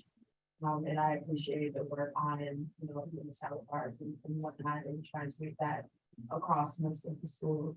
And it's good to see, but I just want to ask that. So, I believe this. We certainly understand that piece. We are well aware of this. Dr. Jenkins has been very focused on what we have discussed. There are multiple factors. We want to welcome to bring more rational reason during the next resource update. But rest assured, the locations that we've selected, identified it. The ones that we can move relatively fast, we would like to get to them. This is a huge undertaking. The district has tried in multiple occasions and to make that fail. This requires adequate staff, training, equipment, data, research. There's a lot of factors involved with this. I'll be here all night if you ask me to. But rest assured, you're well aware of what the board is desirous of. You're well aware of the historical aspect of the community. It's my role to try to figure a path now and get all our kids in that with more higher quality nutritious meal. Now, simultaneously, keep in mind, our production center has also moved to scratch kitchen.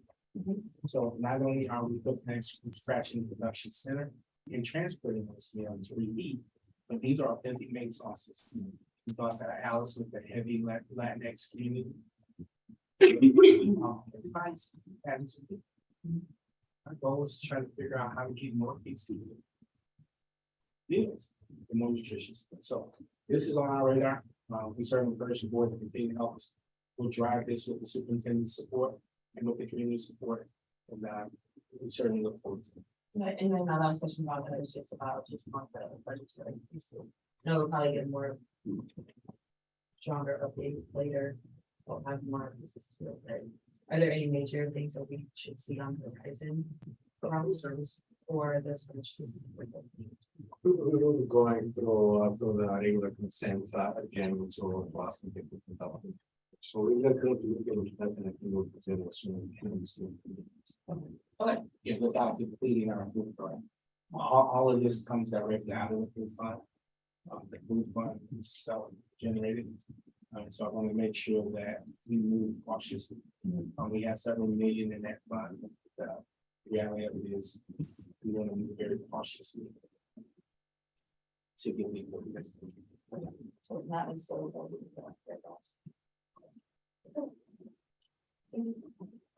Board member, everyone on board on Nichols and follow up in that. Let me just remind you. Trying to do that. And sorry about that. My two questions, one, and they may be related. One, thank you for all your work. Excellent, I really appreciate it. One, on lunch staff, I know you said about food, but do we have students that they cannot afford to pay for lunch now that free lunch is not reimbursed? Do we have people who end up owing money, and how do we handle it? Well, the board has put forth the policy. We have adhered to that policy. I think we sent in a state to the board in several occasions. The last time, Josh may be aware of it. Kids are eating well. We have numerous kids who don't have the resources to pay. Currently, right now, I know it's over $335,000 a day. We are feeding our kids at all costs. And we are not engaging in shaming. So Josh can give you an update on, we'll tackle each one of these as they come. But, our mission is clear, our superintendent's vision is clear, our kids will lead, not necessarily concerned about the impact that they will lead. And Josh, can you update on the, sent to the board for its update?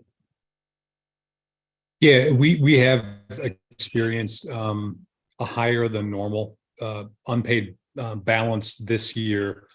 Once we started to spread that word, I will say the main moves that we've made to try to alleviate this, as the board I think knows, one of the things that has been in place is that the district assumes the cost of breakfast, for example, for students who do not qualify for free but do qualify for reduced meals.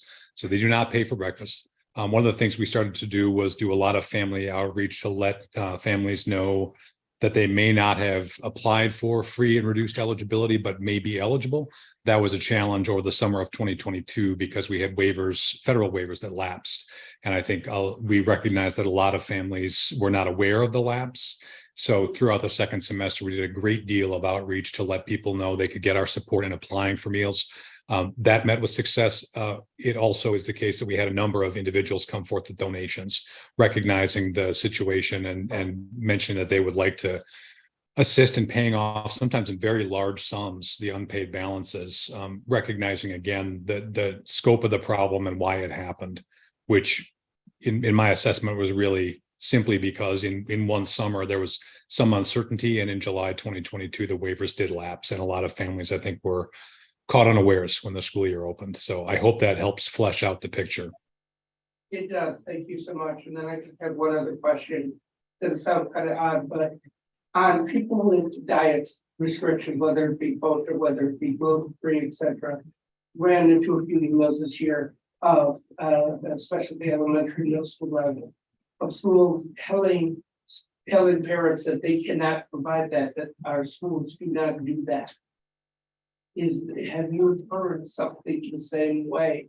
And how do we handle it? Do we follow the policy we follow?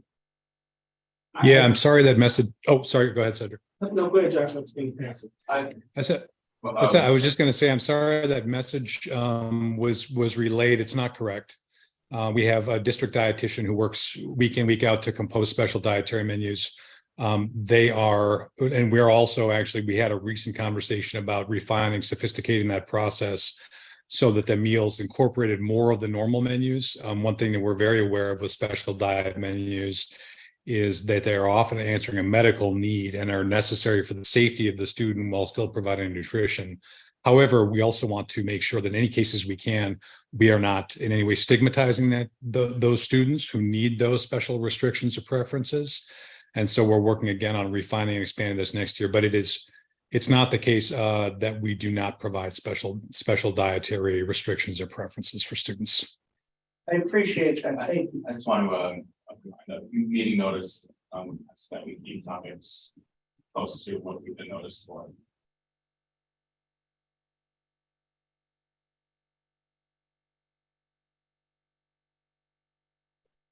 Yes. Yeah, I was just gonna say thank you for that, Chair Castro. So I'm saying this, and I don't mean this towards anybody on the board. But I just want to say that this update is supposed to be referendum and construction updates. And I know that we did get an operations look ahead, which has lots of implications. And this board generally, we have been really interested in food and nutrition. I'm wondering if we could have maybe a special, not a special meeting, but a topic that's just bringing us up to date on all things food and nutrition. Moving forward, and Chair Castro, I'll leave that to you because I don't remember exactly what's on the operations work group calendar, but I know that we have generally been interested in the scratch cooking, all things, you know, around kind of increased efficiencies. And yeah, we could probably go deep into some of the food related items tonight. I do want to just go back for me to the referendum and construction updates and say thank you for such a thorough update on being on track. I know that we had experienced a lot of overages on this project. And to hear you all saying that like weekly, daily, you are figuring out how to keep the budget on track so that we can finish to the dollar. Is really reassuring. And I agree with Mr. Hodo that these projects are something, in my opinion, as a board, we should be really proud of. And it should be something that we're spending some energy talking about where we can publicly, because if we want to go back to the community in the near future, we want to be able to talk about how these projects were completed and how great our high schools and the new elementary school look. And super happy to hear about MSCR's updated programs as well. In all honesty, I do have some questions as well about some of the operation look aheads that you all presented tonight, but I'm gonna save those for another time. And maybe we can come back to a deeper dive. That's it for me. Thank you. Thank you, Board Member Falcon. I think I should save it for when we have a chance to talk through nutrition. All right, well, thank you so much for your presentation and information, and obviously all the work that you've done over the past few years. It's been really invaluable to the community. So now moving on to item 5.1, a preliminary budget update during the 23-24 LMC budget. Ross will take us where we've been, where we're going, and upcoming points.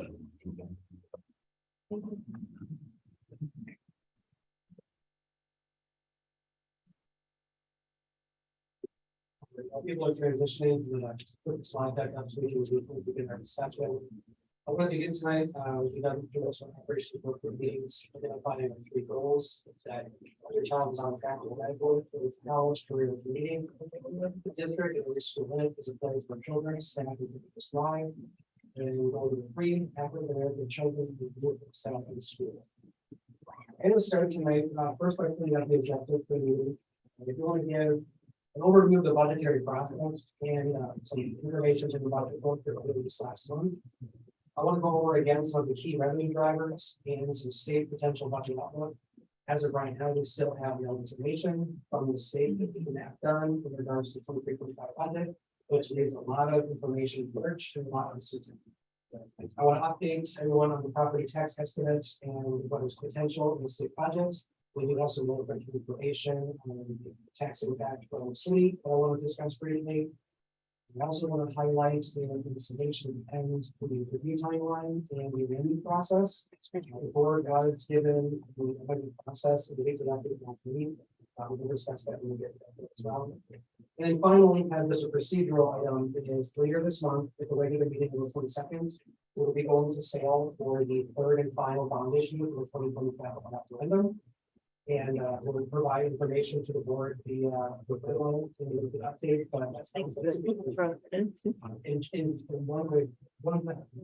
In short, that process is we go out to sell those bonds the morning of the board meeting to get the up-to-date offer to it in the market, and we go to approval that meeting at the board meeting to complete the sale so we can issue those bonds and get ready for something. Our budget planning approach, you've seen this slide before, and this is the cyclical version of how we begin our budgetary process. The board is used to seeing our first look at the budget in January, but I'm actually going to skip over this slide because I want to go over the individual months in general to give the board an idea of what we go through as soon as we approve the budget for the current school year. So in November, literally right after the board approves the original budget at the October regular meeting, we actually start budget preparation. We start taking all the information we have in the fall approved budget and we start our initial projections of cash forward data. And trying to get an idea of what we know for the following year. So yes, we're trying to get as ahead as much as possible, but that gives us time in December to review things that are also coming out at the same time, such as our enrollment projections. And we start doing our initial staff modeling with internal administration to get ready for the kickoff, which you're used to hearing about in the beginning of January. This is the first public discussion of known budget factors. If we're in the middle of biennium, we're much better staged to know what factors are in play going into the February, March, April, June timeframe. If we're in the middle of a biennial budget approval process, we're anxiously awaiting for what the state is going to put up as an offer for what we have to work with for the next 2 years. In February, if we are in the midst of a new biennium, we're waiting for the governor's budget proposal, which is usually in response to all the state departmental requests. And then this is compared to what DPI requested in the fall. We've had a DPI request since late September. We did not get the governor's information until mid-February. We've been talking about that ever since. February is also the time frame we do our staffing workbooks with all the building staff, because we kind of set parameters with the board on where we're headed for budget development for the spring. In March, we start our review of our excellence and equity projects. We do our budgetary realignment internally with the administration. We do our health insurance modeling for the following year, which we recently were talking about at the April board meeting. And right now, we're doing our ESSER plan for the last year. In April, we did the final review of the excellence and equity projects that we have to date, and we released a preliminary budget book for feedback and discussion. In May, we begin our budget feedback process internally and with the public as the board, the Let's Talk, and we start the budget amendment process. And if available, we discuss any budget updates from state sources, which as of right now, we don't have any. Again. In June, we're going to review again any budgetary changes that have come since the April calculation, the April book. Any amendments to be included in the preliminary budget votes, and then the preliminary budget vote takes place in June. The reason I wanted to highlight all of these activities over the last 6 months is that this is abnormal for our district, almost in isolation. We don't hold what's typically called an annual meeting in other Wisconsin school districts, where they would come back to hold a public board meeting, either August or September, usually around that time frame, to have a public hearing on the budget itself.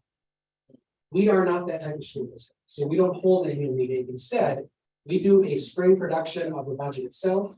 We do the preliminary work on the budget, get our internal feedback, and move forward with the understanding that we're going to have more than one practice. We won't be able to approve the budget until October as other districts can. But this gives us an idea of what we can do internally to preview this large budget we have here. So in essence, what we do in June, the preliminary budget vote, all we're really doing is providing the district a preliminary authorization to operate after July 1st, which is the beginning of fiscal year. Just wanted to highlight that because the budget process sometimes gets lost and all the things that are happening behind the scenes to inform all the information we have. So in the time frame, the budget timeline, we just released a preliminary budget book on April 24th. Here in May, and again, we're in the feedback process and we're starting to prepare contracts and approval items for 23-24 to begin on July 1st. Going into June, again, another preliminary budget votes. Over the summer, we're going to be incorporating what we assume to be a finalized state budget by sometime in July, where we can start to incorporate some of the factors. One thing to note is by statute, the DPI is required to give us what's called a July 1 estimate every single year. It's called July 1st because it comes out on July 1st. For the past 6 budget cycles, we haven't had a budget, so the estimate we get is, pardon my French, complete garbage. Because it's informed by data that isn't final. So there's usually a big to do, there's usually an article in the paper stating MSD aid projections completely 15% off mark. It's going to happen. It's going to happen again. Okay. So just to prepare you, that is going to happen again. We don't get our final data from the state after the budget is approved until after October 15th. October 15th is a statutory requirement to get our final general aid amounts from the DPI. And that is based on what every district in the state, all 421 school districts, have submitted under the report. Which cost summaries or student amounts, everything gets averaged until they can get the pot that they were given the state budget to work. Once they know that, we get our number on October 15th, and we spend about 3 weeks whipping the budget together so we have it ready for the beginning of October, only have to vote. It's really that tight. It really is. So going into some of the information from the budget book specifically, this is the overview that was presented on page 8.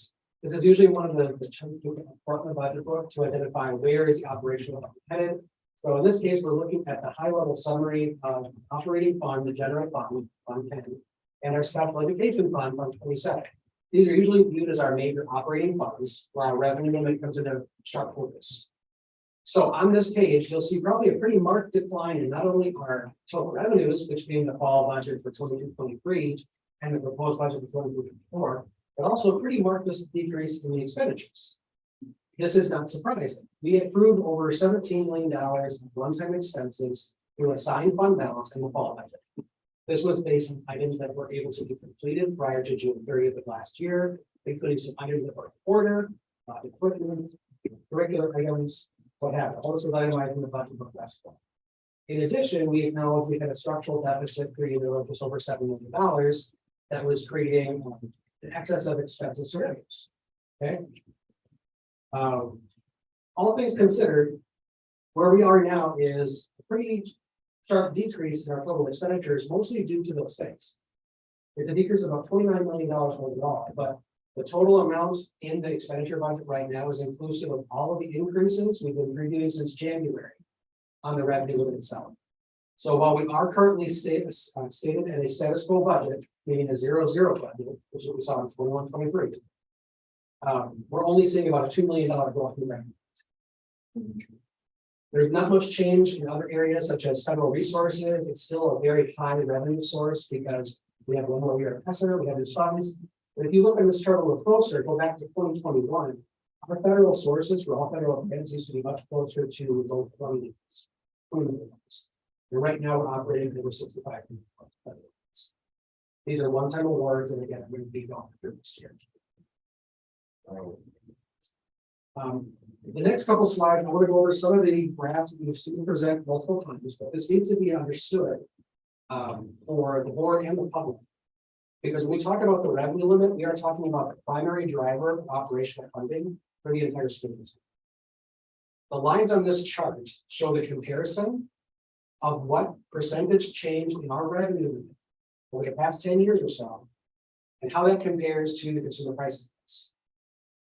As you can see, for many years, we weren't completely in alignment, but due to some pretty heavy investments of the community in Madison to improve operational apparatus since 2016, we've had more resources available to address not only the CPI cost of inflation, but some other projects and services we want to get done for our students. This current year and the next year, though, yes, the revenue limit in the 22-23 school year went up less than 2.7%. The revenue limit right now, the preliminary budget, is going up also less than 1%. If I factor in even the governor's request and the DPI request for what they're requesting in the 23-25 annual budget, that's what that dotted line represents. Meaning that the state request is that our revenue would go up less than 2%. No way that CPI is currently identified an 8% average for July 1st, 2023. Here's something else that I showed before, but I actually pulled out some data to make this only about the revenue itself. This is a graph of what has happened to the annual per pupil increase in the revenue itself since the revenue was created in 1990. Between 1993 and roughly 2010, the increase was at $200 or more per pupil. This was pretty closely indexed to inflation during most of that time. But it also gave districts room to do other methods in their operational budget. And of course, the big dip in that graph identifies what happened during it. That was the first time since the creation of revenue limits that we were forced to take a negative adjustment per pupil in our revenue. Since that time, and in 6 of the last 8 years, we have gotten a $0 increase in revenue. Cumulatively, between 2012 and 2022, the per pupil increase in, so I'm looking at 12, 13, 13, 14, 14, 15, 19, 20, and 2021. The cumulative impact of those years in the revenue limit is less than the decrease we took in 11 funds. So 23-24 would be the first year, potentially, where the state gave us a per pupil increase that makes up ragtime. I also want to highlight that in the current way we're calculating the revenue right now, we know that there is an identified pretty low enrollment drop for the next several years for the enrollment projections we discussed back in December. With that in mind, the revenue limit is continuing to calculate declining enrollment exemptions.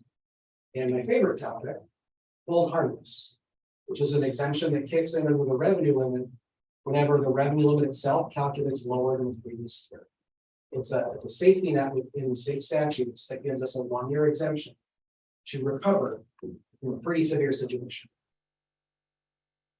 The way it's calculating right now, with our declining enrollment, we would need at least $115 per pupil to pull out loans. In other words, we don't generate any new money, even if I were to change the budget today to $150. We would need a reversal of approximately 1,100 students to pull out funding in 1 year. That's approximately, yes. So some things to discuss following our discussion at the board meeting. We need to know that the 23-24 budget as it stands right now is the current compensation planning at 3.5% is lower than the rate of inflation. But we are currently still projected at about $8 million budget deficit. This is inclusive of the funding we identified in April. About $11.5 million in existing positions are being covered by the remainder of our escrow loans. We also know that the deficit we find ourselves in is also being driven by some rather large increases to healthcare and increases in the transportation RFP that we haven't released. I mentioned this earlier, but the revenue is set to increase less than 0.75%, $0 per pupil increase for 23-24. And if the revenue limit, the revenue will increase less than 2.4% if the governor's proposal would be included in what it stands with. Other items to consider, and this is getting a little bit in the weeds, but I want to touch on it briefly. When I talk about hold harmless, I want to highlight again that the revenue limit calculation was never designed to operate in a declining enrollment situation and provide $0 per pupil at the same time. It creates a very destructive dynamic within the formula itself. Whereas if we take the calculation right now, let's say it's no changes. I simply say that our enrollment improves 200 kids per pupil, we lose money. Because of the way the calculation is being generated for all parties, again, indicating that the revenue calculation is producing a result lower than the previous year. As soon as we demonstrate that we no longer calculate less than that, the state says, oh, you don't need that exemption. So in this example, I said, if I were to just add 200 students to the calculation today, our revenue limit would go down almost $100,000. Another thing to keep an eye on as the state budget is being debated at the state level is when we talk about big general aid packages or equalization, for instance. These are one of the primary ways that state invests in K-12 education by sharing in the cost burden of K-12 rates. So the thing to know here is general aids, equalization aids are part of the revenue. And the state shares in all districts' revenue limit by supplementing part of that revenue itself by providing it state aid. But that doesn't increase your revenue. The aid they give you fits within this limit. So for our district, we fund about 90% of our operations under the revenue limit from property taxes. And we get about 10% from general aids. If the state were to tell me tomorrow that we're going to give you another $20 million in your general aid calculation for next year, I'd say, great, thank you. That would provide tax relief. But it wouldn't change the revenue. Our split would just change. It might go from 15% state funded and 85% locally funded. It wouldn't move our revenue limit out. Finally, If we were to receive what is being proposed right now in the governor's budget proposal, which is $350 per pupil and $650 per pupil in second year combined. For the 23-24 budget, we generate only about $6 million more in the budget rate. This would be the highest increase in the revenue limit since its creation. But this amount would not go above the $6 million. Again, we would need more students.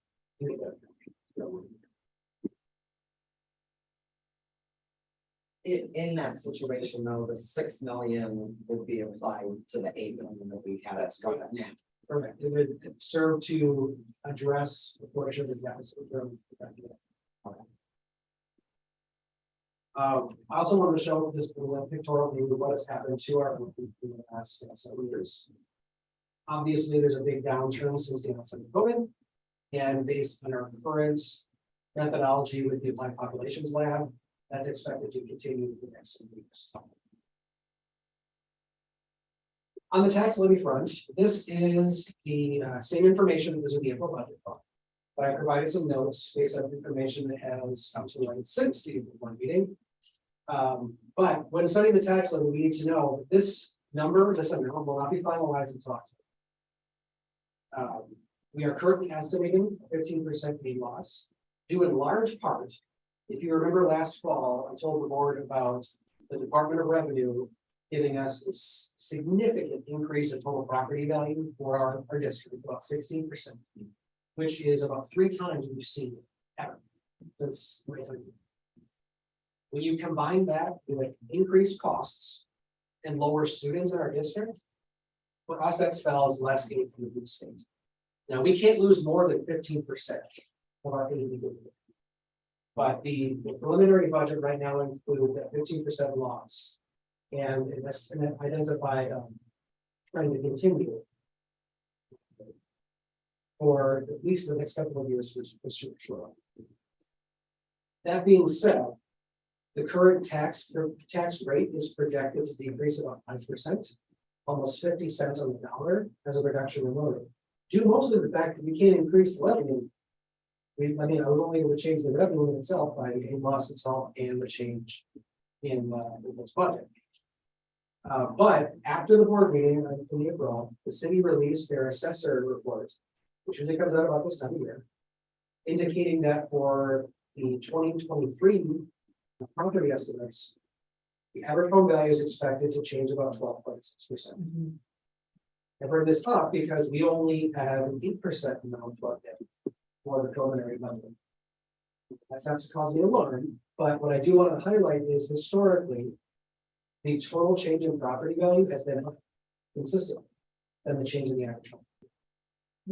So later this summer, once we have our certified values, which will be in September, that picture will become much clearer. But I do anticipate the mill rate will fall based on an increase in property value. All right. Very briefly, I want to go through the public input board amendment process. Our feedback, that portal is open now in the district website through Let's. Have that linked here in the presentation for those who are following along on Zoom or who want to access our website directly at mmsc.org/budget. Board members are encouraged to address any amendments and questions to the administration. There is not a standard format to amendments themselves, but those can be directed to my attention, and we will work internally with the administration to analyze and identify any clarifying questions for information. So for our next steps, during May, we're going to be collecting and incorporating our feedback on the draft budget. We will be updating information in anticipation of that June budget preparation, which will finalize after the June operations board group. Board amendments, I put in the weekly update last week. I would like to get those all in by June 26th so we can do our analysis prior to that June meeting. And as a reminder, as I mentioned at the beginning, we're going to be going to sale for the bonds for the operation of the capital maintenance program, the third and final bond issue on May 22nd. We'll be sending information to Jesse that morning to get that up to the board immediately following so we can vote on it. In June, the operations work group will review the amendments that have been submitted. We implement all agreed adjustments in preparation of the proposed. And we are currently scheduled to vote for the preliminary budget on June 6th. All right, all at once. So, questions for the team? Board member Simpson.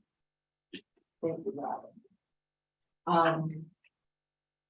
So I have, like many of us, I think a long list of questions about the budget book. Are you wanting us to submit all those via email or to go through those now? I would, if possible, I prefer to send those via email so I can get them here too. Okay, and then what I just heard from you is that we're gonna submit them. The administration is going to analyze them. And then what is the process in which they then come back to us? Do they come back to us with your analysis, with your recommendation around our amendments? What's that like? Are you talking about amendments or general questions? Talking about budget. Got it, okay. Yes, and yes. Okay. So I have a tracker with years past, when I was submitted the amendments. And then I'll probably reaching back out to anyone who submits anything to clarify with individual board members. And to make sure that we understand what we're thinking about, and we'll bring that together as a group for us to discuss in June. Okay, So they were part of the June operations presentation last year. okay, I remember last year, not all of them, like some of them were condensed or, Correct. Some were similar and some were withdrawn prior to this. okay. And so that would be the process again, is you're gonna look for similar threads and try to work together. Okay. Then I don't have any other questions right now. But we're gonna get out of one. Board member Feldman.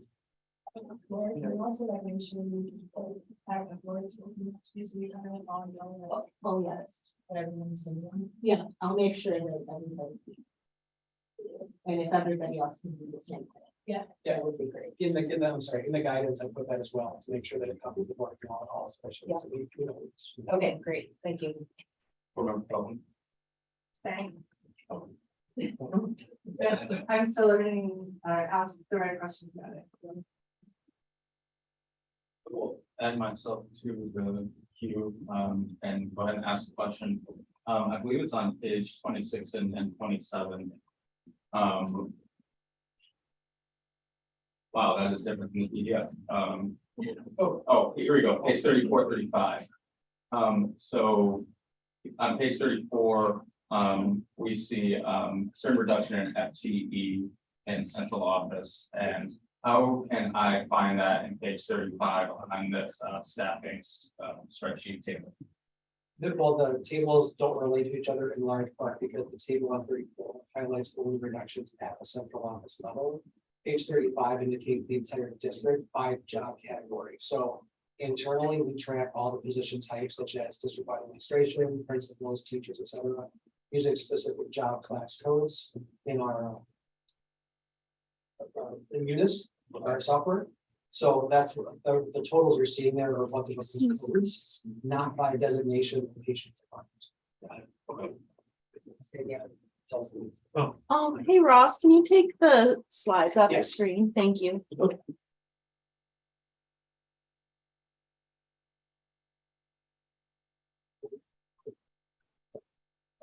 Thank you. Yeah, I asked that because there is a concern out there about where some reductions are coming from. So I'm wondering in a weekly memo or at a future meeting, how highlight how these show up.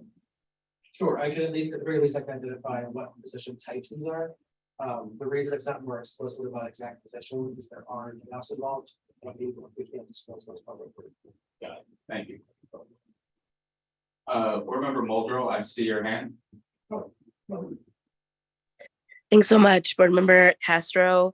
Ross, my understanding of our current budget is that we are already engaged in a budget that's not balanced. And it wasn't balanced when we first got it. And it's even less balanced now, given the recent shift to insurance. Can you talk us through what that looks like. And the other thing I'll say is if we have a budget that isn't balanced, to what end do we need to reconcile that and balance our budget? And also to what end do we need to consider other factors like our retention strategy and things that, you know, inform the long-term stability of the district? Sure, so let me try and take that question to see. The budget right now, if I were to exclude what we put on ESSER for operational positions, we are currently at a deficit of just under $20 million. We put about $11.5 million on ESSER for the remainder of the grant period to bring the 1 year deficit budget to about $8 million as it stands right now, as I referenced earlier in the slides.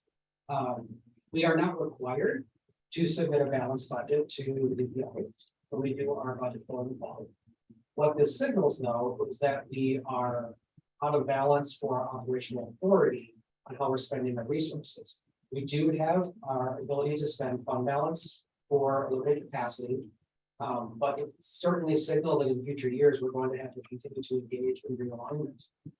Because from the state perspective, they don't think we need one. Is how I would sum these things. Ross, thank you so much for speaking to that. And I guess I want to ask, what percentage of our budget is currently the state and what percentage of our budget comes from local taxpayers?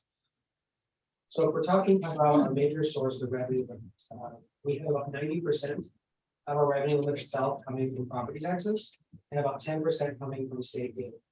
Other areas of operation and spending come from things like federal grants, direct reimbursement for services, but the majority of our budget is still continuing to revenue. Were we to go to referendum next year, would the percentage of our budget that's covered by the local taxpayer increase beyond 90%? Or would we, what would it look like to go to referendum in order to reconcile where we're at in our ability to balance our budget? Well, those are two slightly different questions, but I think what you're asking is, would our split between state and local resources within the revenue limit shift higher than 90% on our current trajectory? The answer is yes. Mostly due to the part that our cost structure is increasing at a rate higher than what our operational authority is increasing. In the eyes of the state, we are what's called a negative tertiary district, meaning the more we spend, the less we get. A positive tertiary district is the exact opposite. If you're spending for pupils below the threshold the state says is a aidable component, then spending more gets you. But we are kind of past the line where we are allowed to get more money for the spend. We're now again negative tertiary. So for our spending to continue, meaning fewer students in the next couple of years, I would anticipate future aid loss that would put us about 90%. Ross, thank you so much for speaking to that. That's it for my questions, Board Member Castro. Thank you. Any other board member questions?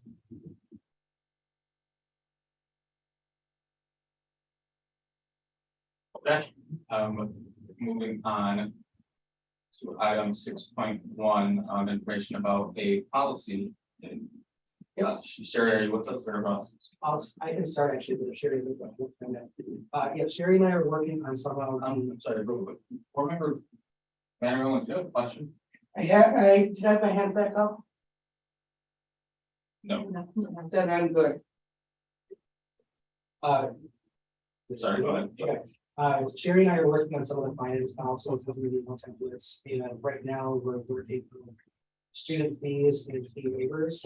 We have two policies right now that are in the 3000s, policy number 3710 and 3340. These per the renewal template should be 6,000. So we're currently trying to look at these policies and combine them into one that would involve student fees and waiver policies. Our current policies right now are about 4 sentences long, and they were last revised in 2016. So I'm trying to provide a little bit more clarity and guidance to the procedural questions that Leland walks us through, and we'll bring that back for discussion if you don't finish the work. Student fees and waivers.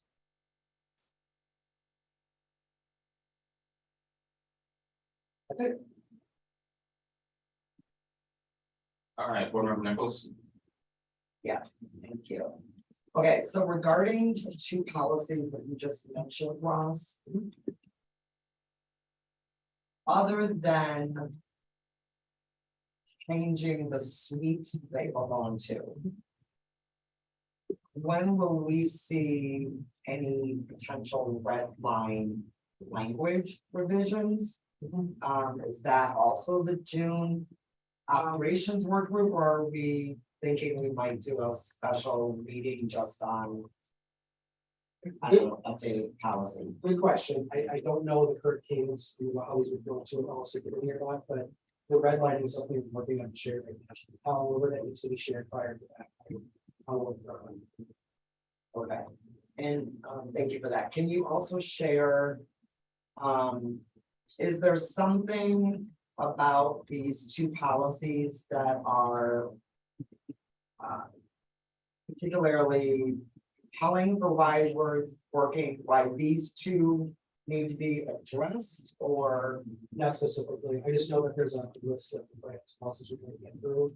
And when we looked at these two specifically, we realized they were not only out of line with where the policy manual, but they need a definition. So we try to tackle that one first. That's the most key.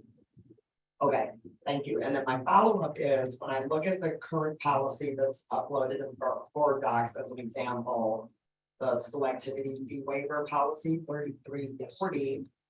This policy has the policy and the procedure. Do you know from what you're seeing with Neola?